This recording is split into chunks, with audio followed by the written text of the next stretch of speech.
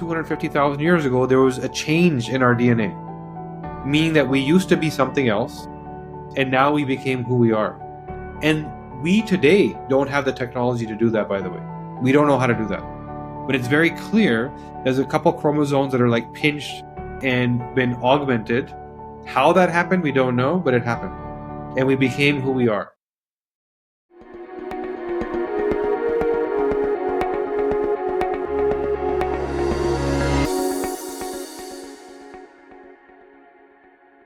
Hey, Guy here. My epic guest today is Kashif Khan, and boy, does this conversation go deep.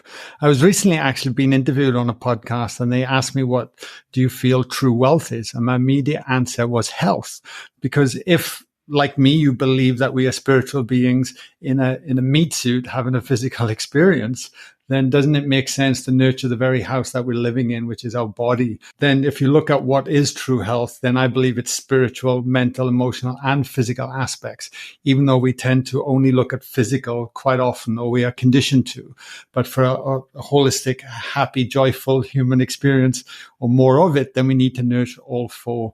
With this conversation with Kashif today, we certainly get into the three other aspects, but we also touch on the spiritual aspects as well, and how the very DNA within our body allows us to have more deeper connections to the universe as well. It's a fascinating topic. I also was so excited by this conversation, I actually reached out and partnered with the DNA company as well. So if this conversation resonates with you, then we have a special offer just for all my listeners in the below this video, whatever you're looking in the description, there'll be for all the Let It In podcast listeners. Anyway, that's there if you choose to explore more, which I'm certainly doing personally. Enjoy this conversation. Much love from me, and let me know what you think about it in the comments. Cool.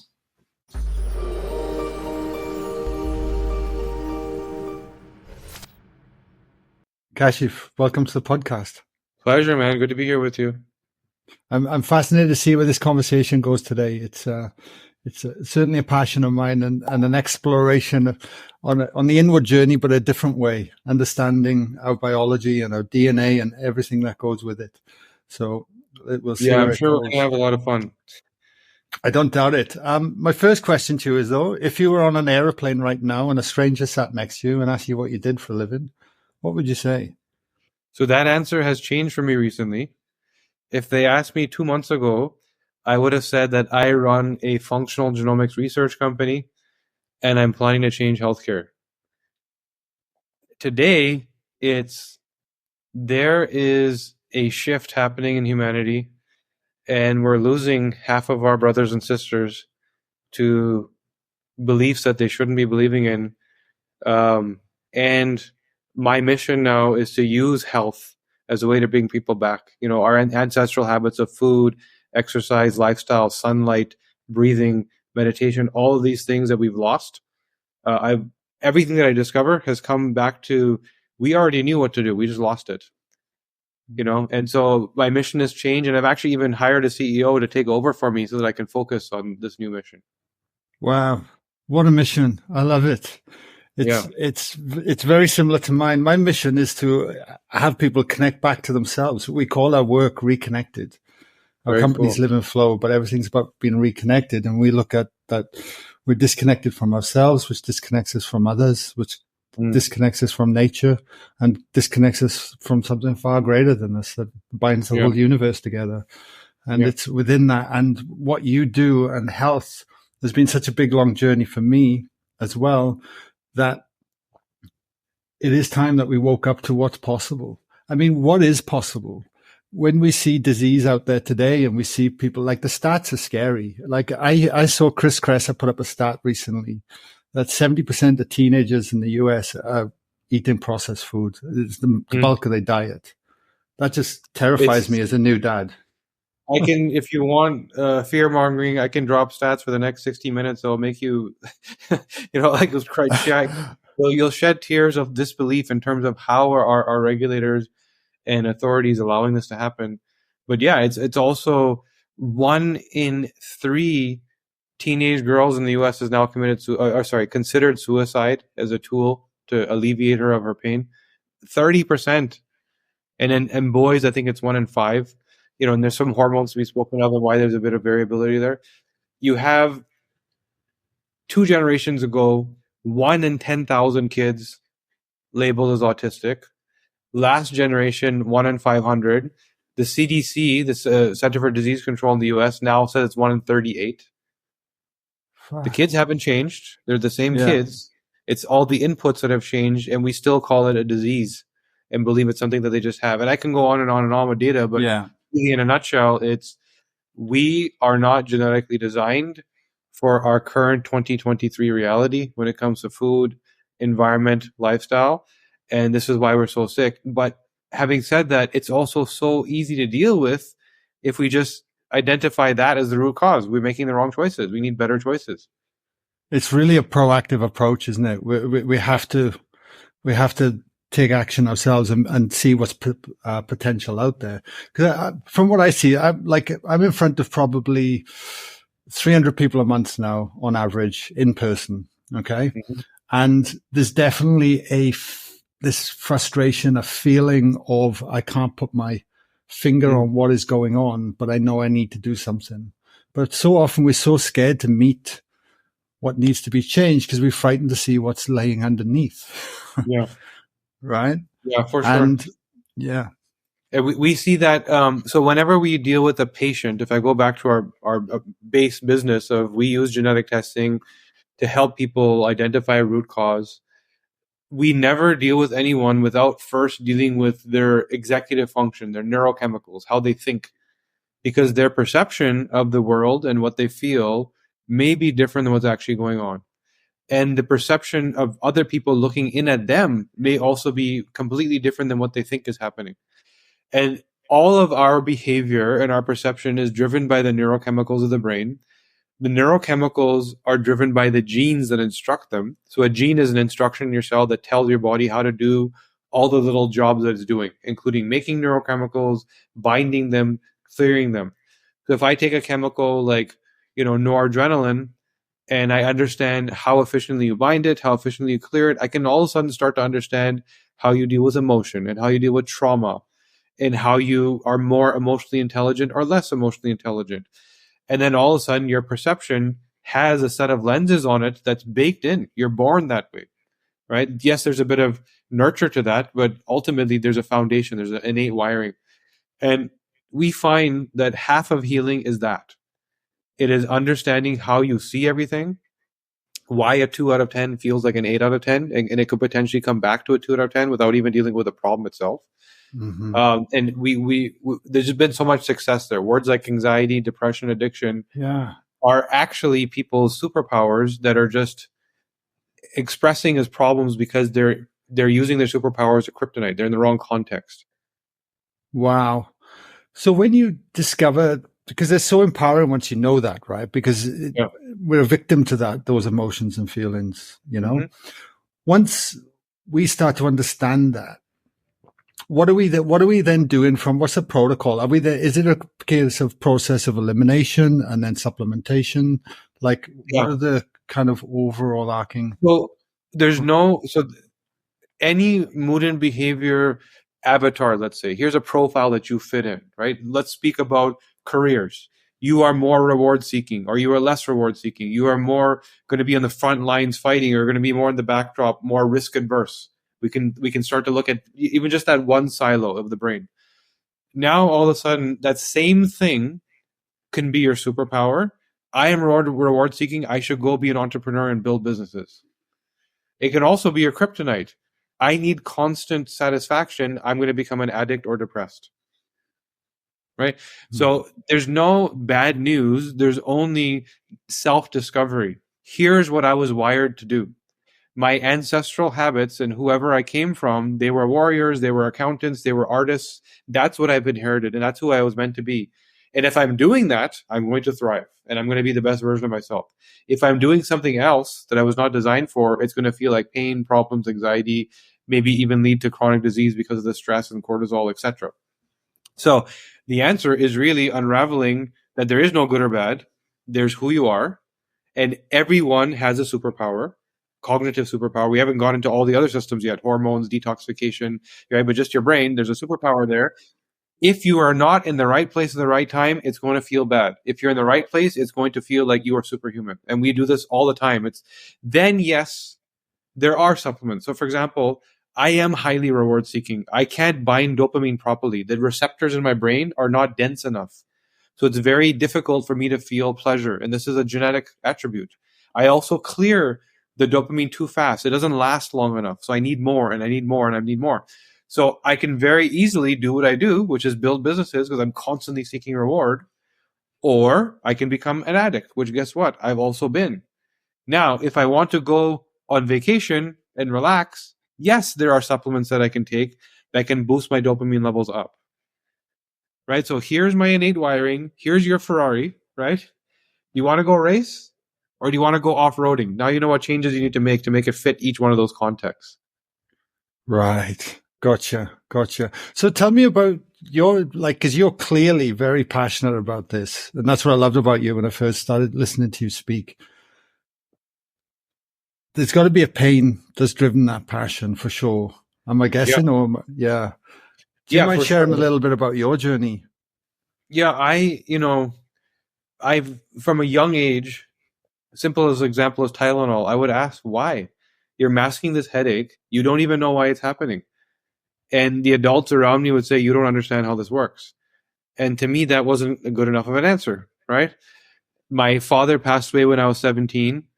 Aneurysm just dropped to the ground while he was talking to someone, just died right in front of them. My mother, hysterectomy, was always sick, couldn't work. So I saw illness. There was addiction, mental health issues in my family. So I saw the worst of it. And I kept asking why, and nobody would give me the answer. So I then went on my entrepreneurial journey. I started working, built a few businesses, and then I got sick. And in those 2 decades of me working, I was away from the family, just heavily focused on the business. And when I got sick, I started to ask the questions, why? Why do I have eczema to the point where I can't open my left eye? It was sealed shut. Why do I have psoriasis so bad that if I were to make a fist, my knuckles would bleed?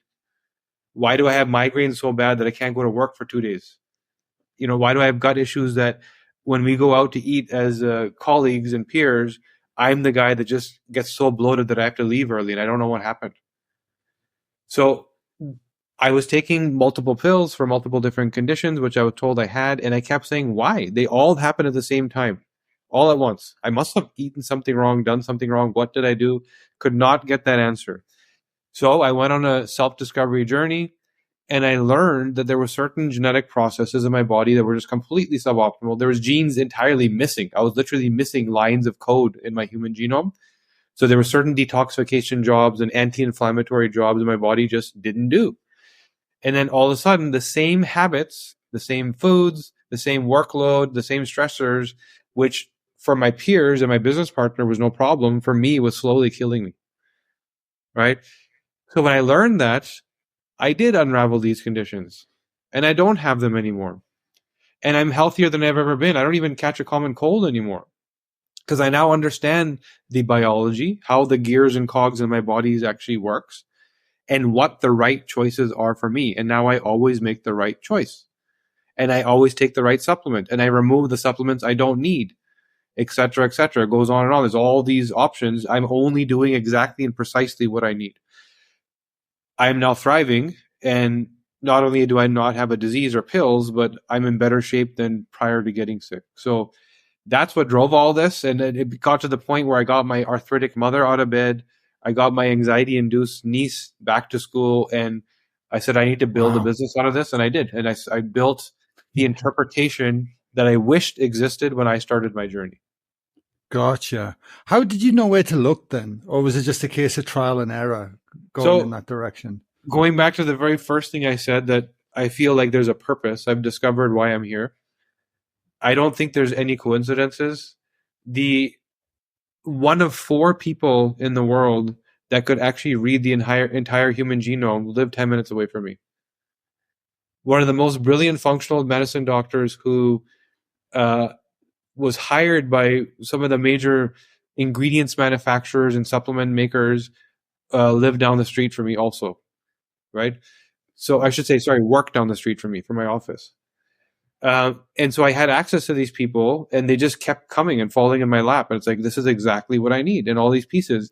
But I had to see how all the pieces fit and what was actually needed. They're sitting in their labs doing their work like this, which is what scientists are good at, right? Here's my job with their blinders on, versus it actually can be extracted and applied in this context, which is the way people actually need it, right? Me being the person in need, I see what I need. Give me the info, but I'm going to reconstruct it into what I needed. So that's what happened, is the right people in the right place at the right time came together, and we then spent 3 years clinically studying 7,000 people. Because from my experience, the thing that was missing from genetics wasn't more genetic science, it was applying it in practice with a clinician and hand-holding people and actually changing their lives. So we did that.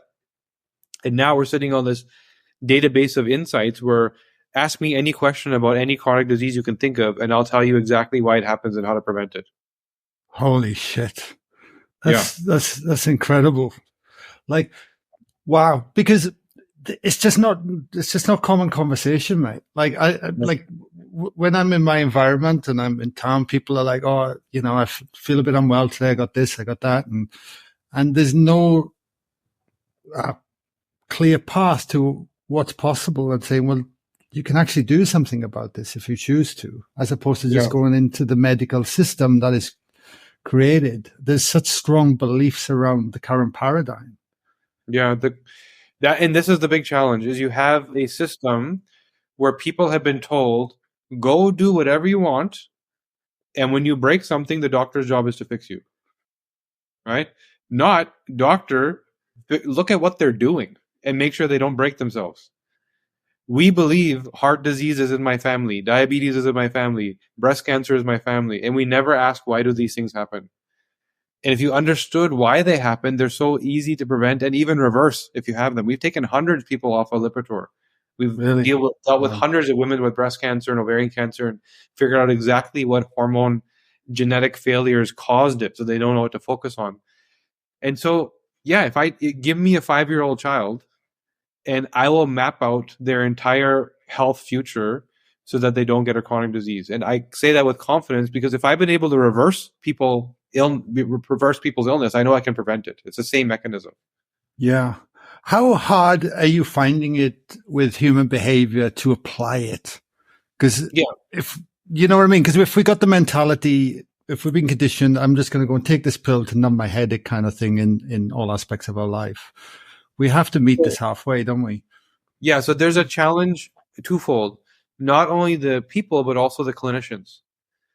So the clinicians, no fault of their own, have been trained on, here's your toolkit. Your toolkit is acute care. Respond to pain. And if you get rid of the pain, you succeeded. But you don't need to ask, why did the pain happen? That's the toolkit they've been given. And everything in that toolkit is masking symptoms, never diving into the system that 10, 15 years prior to the symptom, something was triggered. And you continue to cause that trigger and fuel that fire for 10, 15 years until it eventually turned into a chronic disease.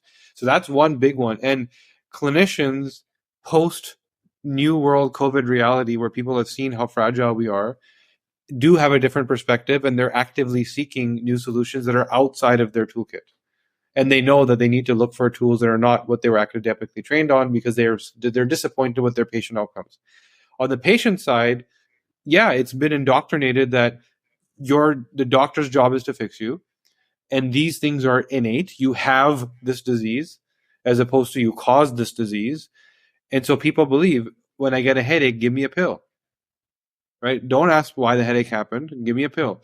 So now, having said that, there's so many people that have come out of the post-COVID wave understanding that they can take charge of their own health and have a better sort of route beyond just symptom masking, that we are busier than we could be, right?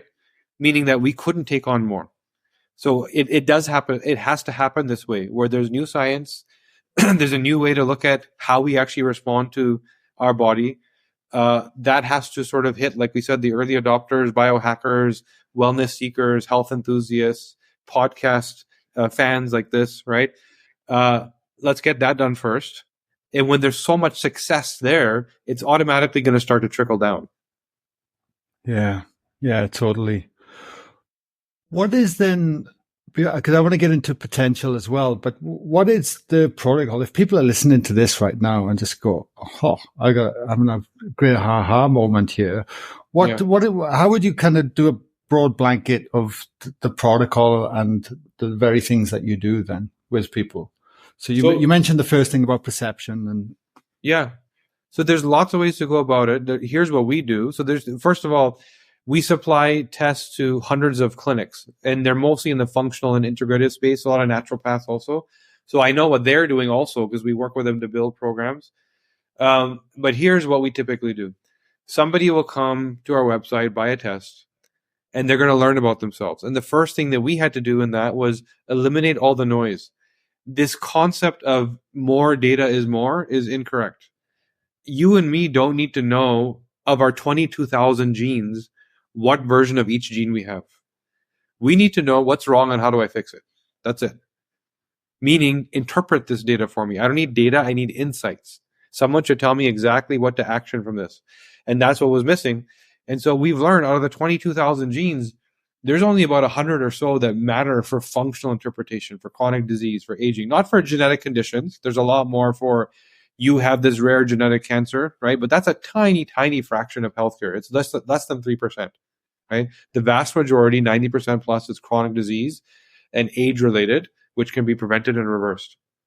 So step one is they go through 6 key systems, everything about the brain, everything about diet, nutrition. Should you be a vegan? Should you take the keto diet? Do carbs matter? How does your body actually metabolize macro and micronutrients? Then everything about sleep. The genetics of sleep isn't so simple as I don't sleep. No, it's more precise. Like I can't fall asleep, more circadian rhythm clock issue. I can't stay asleep, more a quality of sleep issue. Or I sleep through the night, but when I wake up, I'm not rested. And that's more like a detoxification recovery issue. Very different problems to solve. Then we look at hormones. So everything around, especially for women, this is so important. In fact, I would say when it comes to healthcare in general, the area that needs the most change and support is everything around female hormone health, from infertility to PCOS to endometriosis to breast cancer. All of these things are so clear, but they're made so foggy and gray in healthcare because, again, we're not looking at the root. So everything around hormones, libido, hair loss, skin, body development, putting on muscle, burning fat, that's all hormones. Then chronic disease and aging. Why is it that, I have a propensity towards cardiac disease or Alzheimer's or cancer, and what do I do about it, which is the most important part. You can tell me I have an 8 to 10 times elevated risk for dementia, but if you haven't also told me what to do about it, you're probably causing my dementia from the anxiety you just gave me, right, by telling me that. So tell me what the trigger is, and then I can work on that and never have the disease. The last part is innate cellular health, so immunity, detoxification, anti-inflammatory, because this is where everything starts. If the cells are thriving and healthy, the mitochondria is at full resilience level, the cells are not inflamed, you can't get a chronic disease. At least I can speak to American data. The top 15 killers in the United States, 14 of them are all rooted in inflammation. Wow. Meaning if you do not have inflammation, you cannot get these 14 diseases: diabetes, cardiovascular, Alzheimer's, etc. And the 15th one, which is actually the number 3 cause of death in the United States, is medical error. A doctor making a mistake. I hear which is that. It's also rooted in inflammation because the doctor wouldn't see you if it didn't have inflammation to begin with, right? So now we do all of these things. And the last thing is we reinterpret all of these 6 systems for the context of longevity. Now we've dealt with all of these sort of reactive disease and aging related type issues.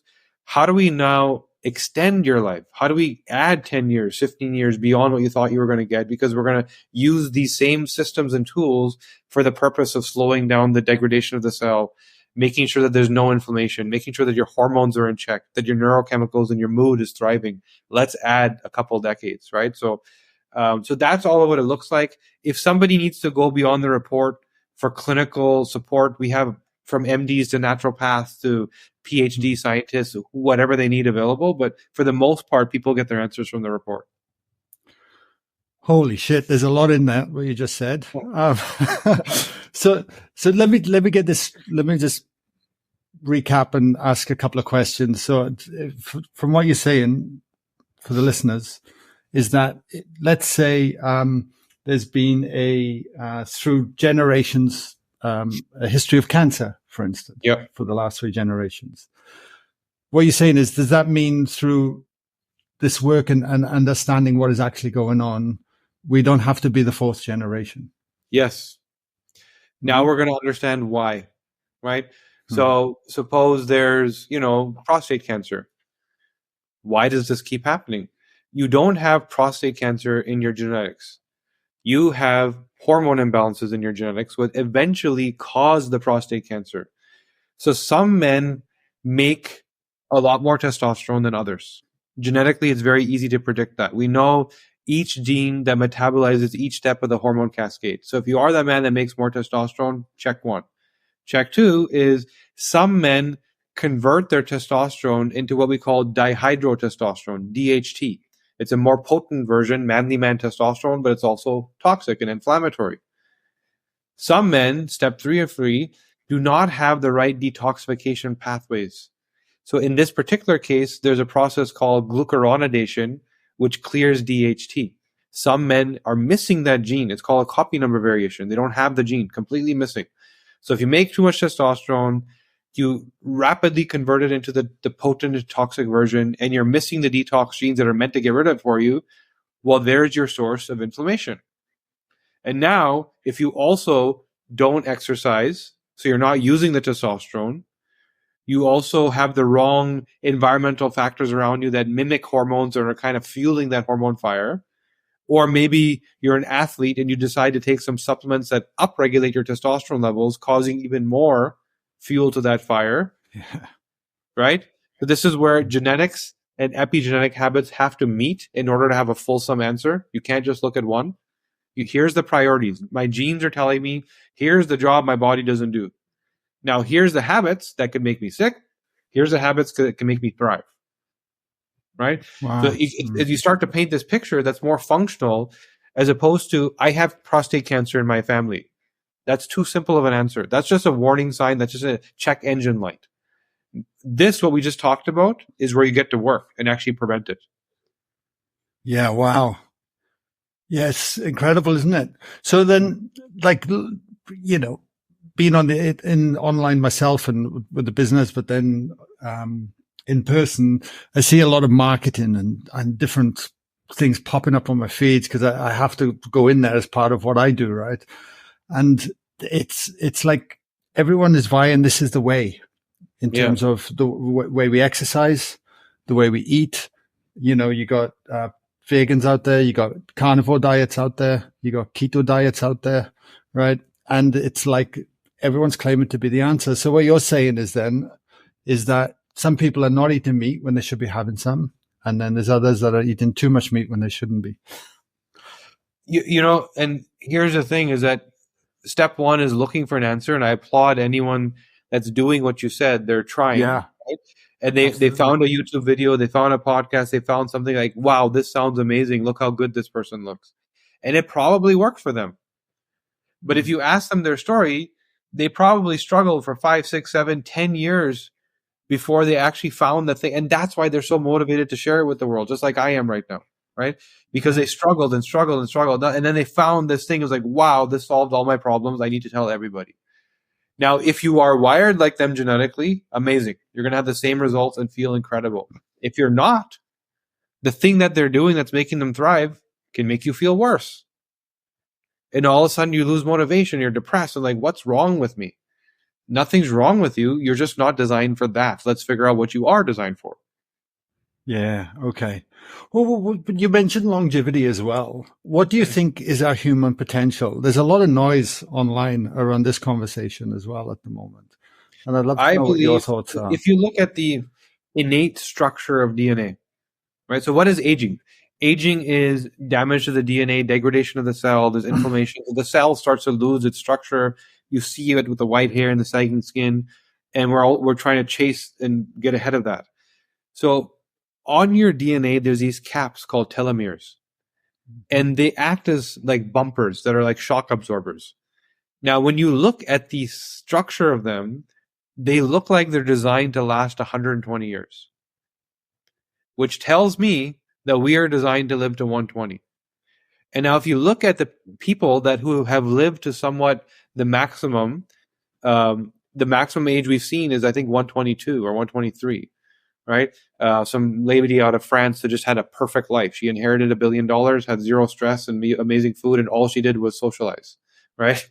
So she lived to 122. And so now all of a sudden, that's our potential. We should all reach that, but the choices we make and the habits we have take years away. So we start to eat things, and we start to breathe things, and we start to be with people, and we start to be in areas, and we start to touch things, and all of these things that are the wrong choices for us take years away. Now, if you always made the right choice that was aligned to your genetic code, I believe 120 is your potential, and not 120 in a hospital bed, 120 dancing at a wedding. Like, that's what you should be doing. Yeah, right. So what if, when we get our mapping and we start to understand what we need to apply in our lives, like use yourself as an example. How challenging is it to maintain that lifestyle? So a lot of these things, it's challenging when you're adding habits and you're changing and removing things that you need, right? There's so much variety today. It's so much easier to do. If I tell you that you have the suboptimal AMY1 gene and you don't metabolize starch as well, and you have the suboptimal TCF7L2 gene, so your insulin response is off. So guess what? No more rice, bread, pasta, sugar. You got to stay away from starch because it's going to give you diabetes and potentially Alzheimer's and maybe even cardiovascular disease. So for that person, like, what do I do? Well, there's so many almond flour, coconut flour type products that are actually protein rich and have no starch that we didn't have access to 5 years ago, right? So first of all, there's options, but so that's what I would say is that you're learning. Here's the priority. My genome is screaming, here's the job that your body just isn't doing. So you need to prioritize this. Now, to figure out what to do, it's the epigenetic habit of environment, nutrition, lifestyle. Environment, what is around me? What am I exposed to? Nutrition, what am I eating, including supplements? And lifestyle, how do I exercise? How do I sleep? What are my stressors? So these are things that we're already doing. So we're just saying you already eat. Just eat the right way. The people listening here potentially already exercise. So just do it the way you're supposed to do it, right? You're already going to go buy a cleaning detergent and, a wipe or a napkin. Buy the right one that maybe doesn't have the chemicals in it, doesn't have the forever chemicals or the phthalates or the whatever your body can't cope with, right? So we're talking about, it's funny because when we talk about the things you need to do, it sounds like dieting or becoming organic or clean. All we're saying is go back to what our ancestors did before all of this nonsense was introduced to humanity. That's the way we used to live, right? Yes, there's some nuances of what's right for me and what to prioritize. And that's why it's important, because we know it is hard to change everything. Your kids still have to go to birthday parties. They're still going to end up in school. So there's the practical reality. And that's why prioritizing is the key. Here's the number one job that my body doesn't do. I'm going to focus on this. Let me fix my sleep. Forget about everything else. I'm going to fix my sleep. Once I do that, move on to something else. Small steps, tiny habits. Yeah, beautiful, beautiful. It really does, doesn't it? And as you feel the shifts coming, you get inspired to accelerate that process. That's what happened for me personally. Anyway, yeah. I mean, myself and my wife, we went through Alex Stewart. She's got a low tox program, and she went through most of it, and I just listened to what I was told about 5 years ago, and removing all toxins from our home. And I could not believe the impact it had. It was mind blowing over time. And then when you step back into that, you're like, wow. Yeah. Like you really notice it. So I can tell you a story about that. Some time ago, when the NASA space station was fairly new, the astronauts that were sent up to live there were complaining about brain fog, memory issues, headaches. And so the scientists said, well, what does it have to do with gravity? Is there something, is there radiation out in space? Like, what's going on that's causing them to feel this way? So they couldn't figure it out. They finally sent some environmental health type people up there. They said, let's figure out what's going on. And what they realized is the shuttle itself was off, because it's plastic foams, etc., is what it's made out of. It's off gassing all these chemicals back into the cabin space that these guys were breathing. And these toxins were causing neural inflammation, which led to brain fog, mood issues, low energy, all of the things that are associated with neural inflammation. So what did they do? They put houseplants in every room, because houseplants take the toxic nonsense, convert it to oxygen, and put it back in the air. That's it. That's all they did, right? And we aren't told this. You go to a doctor today with brain fog, headaches, mood issues, you're told how many pills you need to take, right? And so, yes, if you detoxify your environment, it makes a massive impact, especially your home, in your bed. If you're sleeping on a mattress with fire retardants and chemicals and memory foam, and it's off-gassing, and you're breathing that 7, 8, 9 hours, don't expect to be healthy for very long, right? Switch it out for something organic and clean. In controlling your environment is in your control. So replace bad stuff with good stuff. Yeah. Yeah, totally. Wow, I did not know that. That's amazing, isn't it? It's that simple. Yeah. So when it even comes to exercise, should some people be lifting more weight? Some people should just be walking and not running and things like that. Is that what you found as well? The key to that, there's two areas to look at: the genetics of recovery and oxidative stress, and the genetics of hormones. So step one, hormones. If I have your DNA, I don't ever need to meet you or see you to tell you what your body looks like. I already know if you're more pear-shaped, plump, curvaceous, or if you're more wiry, thin, more pronounced jawline. It's hormonally driven. Your hormones are instructions telling your body how to develop. And based on your hormone cascade, it's very clear what you look like. Even your ability to burn fat, retain lean muscle. Do you look more like a basketball player or more like a deadlifter that does 400 pounds? All of that is genetic. So that's step one. Step two is recovery. If you're putting yourself into oxidative stress, how efficiently does your body deal with the oxidants, the byproducts of using oxygen as fuel? Some of us don't do that so well, which then becomes a load on the mitochondria, which then causes us to age faster, which causes us to be more susceptible to viral infections and less able to recover because the cells are not in a thrive state anymore.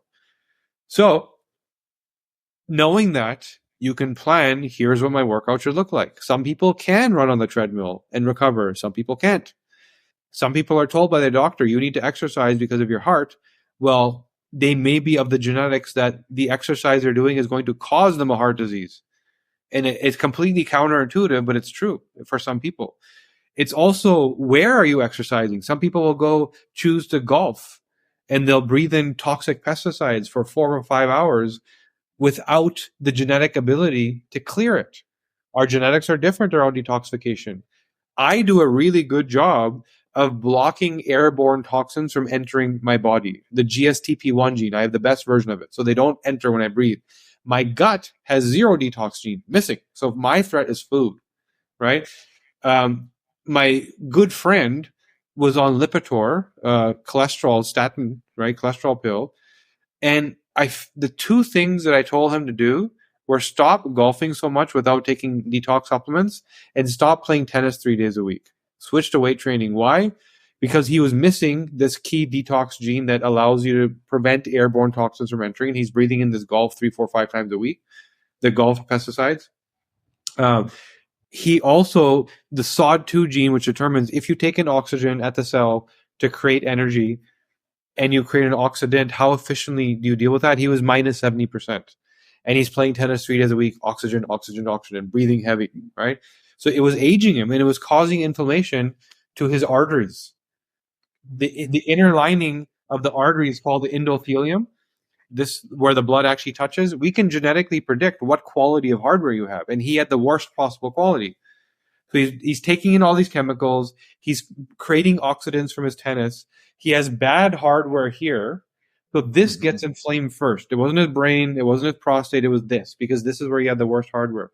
The body then responds to inflammation by deploying cholesterol. It actually uses cholesterol as a tool to reduce the inflammation. The cholesterol meets the oxidant that he caused from playing tennis, and it hardens and it deposits, it oxidizes itself. And then all of a sudden, one day, a doctor says there's a marker in your blood that's off, reacting to a symptom. Here's a pill you need to take, without ever asking, why did this happen? Right? So it becomes very clear what habits can make you sick, what habits can make you thrive, and none of these diseases need to happen. It's like everybody needs to hear what you just said. Like, how do you get that message out? So that's what we're doing now. It's like we went from like research to like, wow, we know something now, to now advocacy. Like, this is what I'm doing. When the first question you asked me about what do I tell a person on the airplane, it's no longer like, here's what our business does. It's like, you need to know this now and change everything you do. And I'm out there speaking, writing, podcasting, wherever I can, just so that people know. Yeah. Do you have kids? Yeah. And I run all their DNA, 3 of them. And they're fed different. They're disciplined different. They're in different sports, because I know who they are genetically. I know that when this particular child, when I talk to him and discipline him, he binds trauma and he remembers negative emotions. It's very difficult for him to not ignore negative emotions. So I have to be very careful how I discipline. It's more a logical coaching experience as opposed to a disciplinary experience. The other one needs a lot of structure because his neurochemical clearance is too slow. So he gets stuck in a binge mode, right? It's very hard for him to move on to the next task or follow self-discipline and self-structure. So he needs a calendar with alerts and alarms. Otherwise, he's just not going to do it. When he does it, he does a really good job because he's a binger, high quality, in-depth work. But getting him to start is a challenge. So now I know, again, it's not a book about parenting. It's like, here's what this kid needs, exactly what this kid needs to be their best. Wow. That's incredible.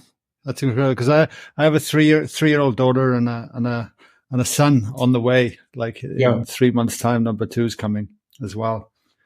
Wow, powerful. I want to ask you a question. It's more of just a selfish question, but I'm sure this is, and I might completely stuff it up as well, because the things that you're talking about are definitely beyond my skill set when you start getting technical. But so with cells, DNA, genetics, like I mentioned off air earlier, I had an awakening about 8-9 years ago, and I felt the level of energy go through my body that was quite remarkable, that I didn't even know the body was possible. Yeah. And between then and now, and incorporating many lifestyle factors, I've clearly felt a sensitivity or change when it comes to myself. I can't even put it into words unless people have experienced it. It's really hard to articulate that. Yeah. With everything you do, I'm just, even because I even hear the term junk DNA and what's I don't even know what the potential is. Is there any way, or is technology leading us to where we could start to measure those shifts as well, even like at levels of awareness within consciousness, within the body, within cells? So there's a couple layers there. One is our DNA, our genes, which are the instructions. Those don't change. Right. But our epigenetics is constantly changing. And what is epigenetics? Is here's a gene, for example, that makes me convert my testosterone into estrogen. And maybe I have the fast version of that gene. So maybe as a woman, it's hard for me to lose weight and I have anxiety issues, right? Now, I know that there's certain supplements like DIM, for example, which is a broccoli extract, that actually slow the CYP19A1 gene down, right? So I can change its expression. I have the fast version, and by eating this food, it slows it down as if I had the slow version. And all of a sudden, my fat starts to melt. And all of a sudden, I don't have the anxiety. And my menstrual cycle is a little easier to deal with, right? that's genetic expression, but that requires constant management because you have a certain version of the gene and you have to constantly be adding this input of this ingredient to make it express slower, which means it's a daily ongoing supplement protocol. Correct. So that's how we experience things in the here and now every day. But we also have permanent inherited epigenetic expression changes.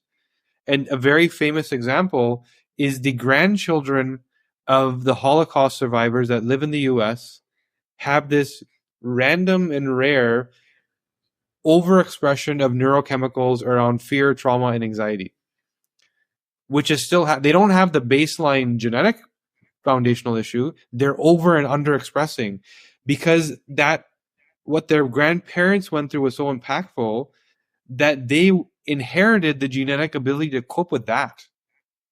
Their body is still designed to deal with that problem, which they're not in anymore. It's now give them that wiring and put them in an office. They all of a sudden seem neurotic. They seem overly sensitive, because they're wired for that, and they're not doing that anymore. So those are the three layers: is genetics, hardwiring, and code. Epigenetics, I can tweak that, and that's all of what we've been talking about today. Let me augment things so I get to where I need to be. And then there's inherited epigenetic, which can be anything. It's whatever impactful, significant things your ancestors did, you're going to inherit the ability to cope with that without your DNA even changing. And why does it happen that way? Because it's not permanent. When you live your life differently, the expression changes back to give your next heirs what they need. Right? Right. That's the sort of, there's so much more you can talk about, but that's the sort of baseline. Yeah. So what is junk DNA then? It's basically empty code, like dead spots in the DNA. The funny thing is that there's a lot of it, right? So there's regions of genetics that are just not coded.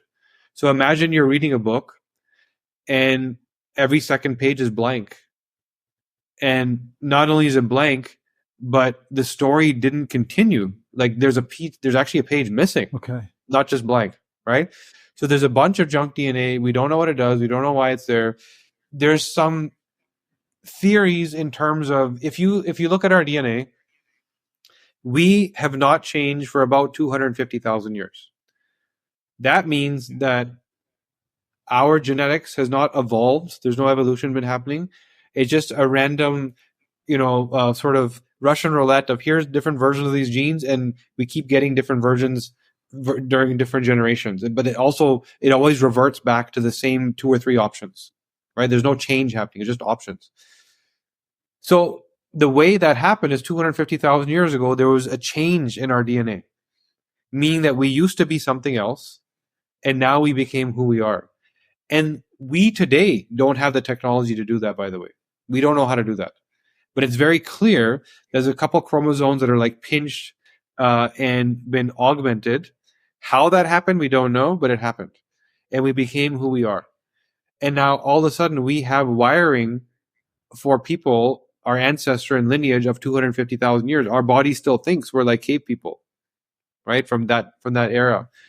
So now if you look at all that, you start to, ask more esoteric type questions like, where did we come from? Who are we, right?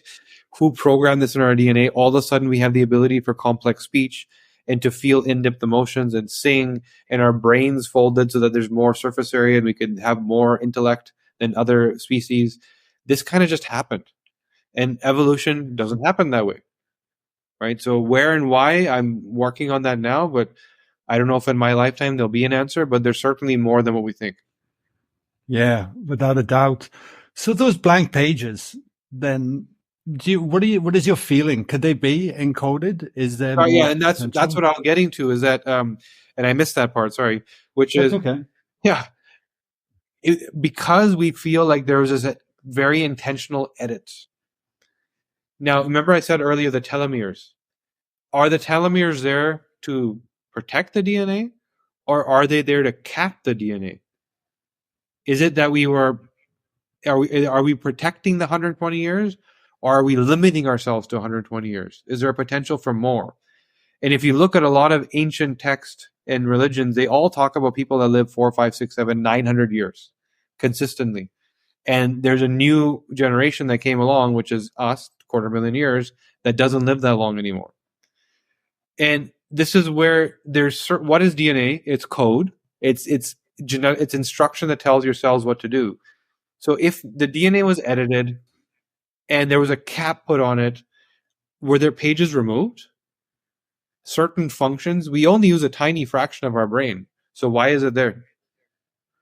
Is there code missing that unlocks certain functionality that previous ancestry had access to? It seems like that's what's happening with junk DNA. Why is there all this code just gone? And by the way, the majority of it, we're not talking about a small percentage, a majority percentage is missing. So we think we're capable of so much more. So this hardware that we walk around with does not have the software to utilize it fully. That's what's happening. Totally. Wow. You definitely leave people pondering on questions there. That's for sure with that. Yeah. You know, and there's a couple of things with me after those experiences. I started having experiences that were beyond anything I'd experienced prior, if that makes sense. So there has to be a shift within me to be able to receive that information that's coming in. I've been through the same, this sort of sense of elevation in consciousness, right? Where your relationship with the fabric of the universe changes. Mm-hmm. And what you desire and what your purpose is changes. Mm-hmm. What's a priority and who's a priority changes, right? So, and there's no other way to describe that than elevated consciousness. So your purpose has changed. And now if you look at the DNA, it is actually a signaling tool. So if you picture DNA, we know the spiral, right? The DNA spiral. It looks like a ladder that's been twisted. So where the rungs meet these sidebars, those locations are actual signaling sites. When we talk about manifesting and praying, this like is antennas? Antennas, yeah. Not to receive, to send. Your mitochondria receives. So when you're standing there and you can sense somebody's walking up behind me, you know. That's your mitochondria. Your mitochondria, which is inside your cell, receives signals constantly to signal to your body what to do. What is there a lion chasing me? Are we getting ready to eat me? Do I need an adrenaline response right now? Do I need hormones boosted? So your mitochondria is constantly surveying everything around you to signal every cellular function so that you survive. Your DNA, on the other hand, is constantly putting signals out into the fabric to manifest what you need and want to come back to you. And this is why there's this sense of you have to believe it for it to happen. It can't be a maybe.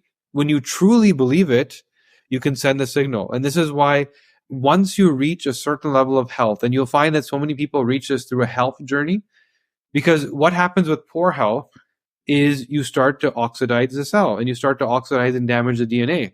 And if you're taking the innate hardware of your antenna that's supposed to send these signals out and you damage it, you can't send the signals out anymore.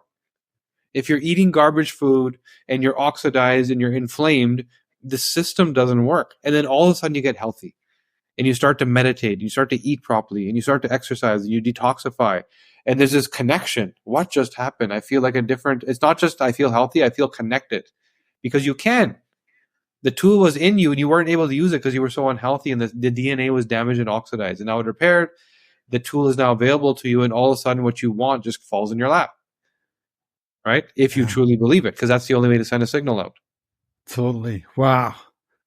Because I honestly, Kashif, like when we hold space in a room, when you got 100 people in a room and they're all meditating, there's a collective, it's like an emerging coherence of energy, a rhythm that comes from it. It's quite unique. And what I found from having the fortune of being in that space hundreds of times now, not only from our experience, but holy, there's like an entrainment that is continuing to happen. And that sending and receiving continues to improve. That's the only way I can put it. So there's like a muscle that's developed there. Because you go down this path, like you said earlier, once you enjoy the success of good habits, you do not need the joy from pleasure anymore. No. Because you need a dopamine hit. Dopamine is what makes us progress as humanity, but you don't need both. Dopamine is powered by both pleasure and reward. Eat some tasty food, achieve some success. Both give you a dopamine hit. And once you start to get your dopamine from reward, you don't need the pleasure anymore. And what happens, you start to remove all the nasty things that hurt you. And all of a sudden you start to get into this vicious cycle forward of elevating your health and your consciousness. And it's a byproduct of being healthy. You also drive your hormone levels to where they should be. When you look at men today, they don't look like men of last generation, right? They're overly estrogenized. Their hormones are out of whack. Women have so many more hormone issues than any generation prior to, because they're also hormone disrupted. When you drive forward and push yourself, fight, your testosterone levels automatically go up. When your testosterone levels automatically go up, they cause you to want to fight and move forward. And there's this vicious cycle of more testosterone, drive more testosterone. And the opposite is also true. When you lean back and worry, you get more estrogenized. And that causes you to more want to lean back and worry. And then you go in a vicious cycle backwards, right? So when you are healthy and you have purpose, you start to fight for things, everything gets better. Hormones, your cells, your mood and behavior, even your nutrition fueling sort of efficient energy as opposed to spikes and glycemic index problems, all of it gets better. Yeah. Wow. This podcast has been incredible, mate. If people listening to this are not motivated by the end of this podcast, I don't know what's going to motivate them. I can tell you after listening to everything you just shared. So just to, as we tie up the podcast, what can people do? They listen to this, they go, holy shit, my kids are running wild. Yeah. I can't ever control them. My health is definitely something's going on. What's the protocol in terms of just next steps? So the test is at thednacompany.com. And, I want to honor everybody for being here today. And what I'll do, we didn't do this yet, but I'll get it set up. Let's set up thednacompany.com/let in, or let it in. Sorry. Skipped a word there, let it in, right? And we'll make sure that you get a discount. So we'll set that up for everybody. And that way, I just want to honor everybody taking the time here. And it sounds like your community is already thinking the right way. So let's get you engaged, right? From there, we have these report review sessions where you can actually show up with your data, and we as a group go through them and learn more. And there's a lot of cool stuff that happens there. So it's really that simple. Your DNA report is going to tell you about all of these core systems that we talked about: hormones, neurochemicals, macronutrients, micronutrients. What B vitamins do you need? What vitamin D levels do you need? What's going on with your sleep? All of it can be fixed, and all of a sudden you start to become the best version of yourself. And all of a sudden you can start thinking about longevity and how do I live to 120, and how do I play with my grandchildren as opposed to watching them from the couch. So it's all possible. I'm living proof of it. When we started this journey, I was 38, and I tested my biological age. So there's a way to look at internal biological markers, including epigenetic expression and your aortic stiffness and various things like that. I was 43 on the inside. So I was 5 years older than myself, right? Now I actually am 43, by the way. It's been 5 years since I started this research. And biologically, I'm 33.